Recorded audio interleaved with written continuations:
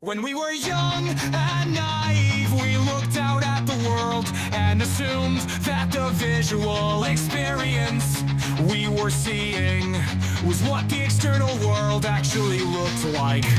We did not think deeper about what this visual experience actually could be. It was so simple then. We just looked out into the world and thought we saw the world as it was. Most technical-minded people were eventually driven to ask a question: how does this visual experience actually happen?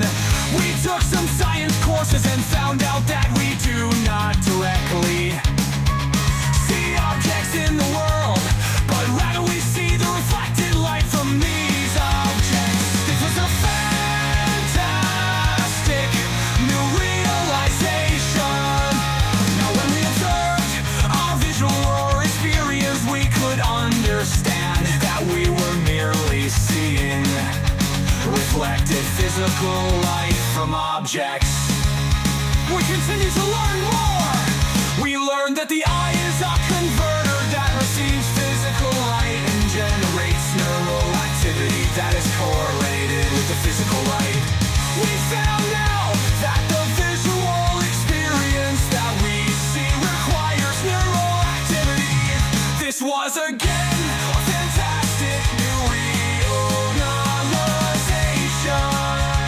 The light was now understood to be something inside of us, but it made no sense that the neural activity produced the beautiful panoramic color visual experience that we all have.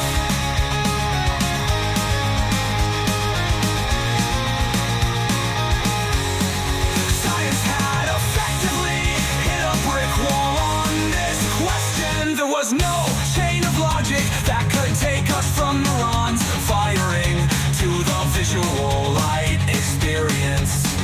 Science has tried for 100 years to figure this out. Maybe the reason science cannot find the visual light experience in the neurons is because it is not in the neurons.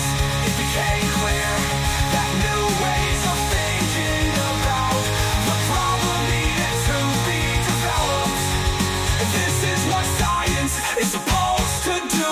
This is how science progresses. Instead, a lot of scientists are still trying to push the visual light experience back into the neurons. But the visual light experience refuses to be pushed